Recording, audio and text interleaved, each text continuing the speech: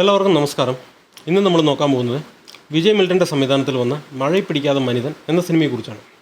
ഈ സിനിമയുടെ കഥയെക്കുറിച്ച് പറയുകയാണെങ്കിൽ ഈ സിനിമ വന്നിട്ട് സലീം എന്ന സിനിമയുടെ തുടർക്കഥയായിട്ടാണ് വരുന്നത്. സലീം എന്ന സിനിമയിൽ ഒരു വലിയ മന്ത്രിയുടെ മകനെ കൊല്ലുകയും അവിടുന്ന് നമ്മുടെ കഥാനായകൻ എസ്കേപ്പ് ആവുകയും ചെയ്യുന്നു. അങ്ങനെ എസ്കേപ്പായ കഥാനായകൻ റാ പോലത്തെ ഒരു ഏജൻസിയിൽ വന്ന് ചേരുകയും അവിടുത്തെ കമാൻഡിങ് ഓഫീസറായിട്ട് ശരത് കുമാർ വരികയും ചെയ്യുന്നു. ഇങ്ങനെ പോകുന്ന കഥാനായകൻ്റെ ജീവിതത്തിലേക്ക് ഒരു പെണ്ണ് കടന്നു വരികയും സ്നേഹിക്കുകയും കല്യാണം കഴിക്കുകയും ചെയ്യുന്നു. അങ്ങനെ കല്യാണം കഴിച്ച പെണ്ണിനെയും കൂട്ടി ഒരു ദിവസം പുറത്ത് പോകുന്ന സമയത്ത് നല്ല മഴയായിരിക്കും. ആ സമയത്ത് നമ്മുടെ വില്ലൻ്റെ ആൾക്കാർ ബോംബിട്ട് കൊല്ലുകയും ചെയ്യുന്നു. ഇതിൽ കഥാനായകൻ്റെ ഭാര്യ മരിക്കുകയും കഥാനായകൻ മുറിവുകളോടെ രക്ഷപ്പെടുകയും ചെയ്തു. അങ്ങനെ രക്ഷപ്പെടുന്ന കഥാനായകനെ ഇവരുടെ കമാൻഡിങ് ഓഫീസറായ ശരത് കുമാർ രക്ഷിക്കുകയും മരിച്ചു എന്ന് പറഞ്ഞ് റെക്കോർഡ് സൃഷ്ടിക്കുകയും ചെയ്തതിന് ശേഷം അന്തമാനിൽ കൊണ്ടുപോയി ഒളിപ്പിച്ച് താമസിക്കുന്നു. അങ്ങനെ അന്തമാനിൽ ഒളിഞ്ഞ് താമസിക്കുന്ന സമയത്ത് അവിടെ കുറച്ച് പേരെ പരിചയപ്പെടുകയും അവർക്ക് വരുന്ന പ്രശ്നങ്ങളെ നേരിടുകയും ചെയ്യുന്നു. അതാണ് ഈ സിനിമയുടെ കഥ.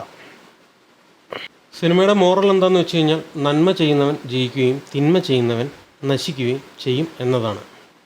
എന്നെ അപേക്ഷിച്ച് ഈ കഥ കുറച്ചും കൂടെ രസകരമാക്കുകയായിരുന്നെങ്കിൽ കുറച്ച് ഫീലിങ്ങോടെ നമുക്ക് കാണാനിരിക്കാം എന്ന് തോന്നുന്നു. സിനിമയിൽ കഥാനായകന് മഴ ഇഷ്ടമല്ല. അതേപോലെ നമ്മുടെ ജോൺ വിക്ക് സിനിമയിൽ വരുന്ന പോലെ ഒരു പട്ടിക്കുട്ടിയും എന്തെങ്കിലും ആയിക്കഴിഞ്ഞ് കഴിഞ്ഞാൽ സഹിക്കാൻ പറ്റുന്നില്ല. ഈ സീനുകളൊക്കെ നമ്മൾ പഴയ അങ്ങനത്തെ ജോൺ വിക്ക് പോലത്തെ സിനിമയിലൊക്കെ കണ്ടതുകൊണ്ട് നമുക്ക് അതിനോടൊന്ന് യോജിച്ച് പോകാൻ പറ്റുന്നില്ല. അതേപോലെ മൊത്തത്തിൽ എന്താണെന്ന് വെച്ച് കഴിഞ്ഞാൽ നമ്മുടെ മിഷൻ ഇമ്പോസിബിൾ പോലെ ഒരു സ്റ്റോറിയാണ് ഇവർ ഉദ്ദേശിച്ചത്. പക്ഷേ അത് സക്സസ് ആയില്ല എന്ന് മാത്രമേ ഉള്ളൂ. അതേപോലെ സത്യരാജിൻ്റെ, ശരത് കുമാറിൻ്റെ, അതേപോലെ വില്ലൻ്റെ ഇവരുടെയൊക്കെ ക്യാരക്ടറിന് കുറച്ചും കൂടെ ഡെപ്ത് കൊടുത്തിരുന്നെങ്കിൽ കുറച്ചും കൂടെ നന്നായിരുന്നേനെ. പിന്നെ ആക്ഷൻ സീക്വൻസ് ഒന്നും വലിയ ഗുണമില്ല, അതൊക്കെ അവർ ഡെവലപ്പ് ചെയ്തിരിക്കണമായിരുന്നു. പിന്നെ ബാക്ക്ഗ്രൗണ്ട് മ്യൂസിക് പടത്തിന് വേണ്ടി എത്രയുണ്ട്. അതേപോലെ സോങ്സുകളൊന്നും ശ്രദ്ധിക്കപ്പെടാത്തതുകൊണ്ട് നമുക്കത് ആർക്കും അറിയത്തില്ല. മെയിനായിട്ട് വന്ന അഭിനേതാക്കളൊന്നും ഈ സിനിമയിൽ പോരാ.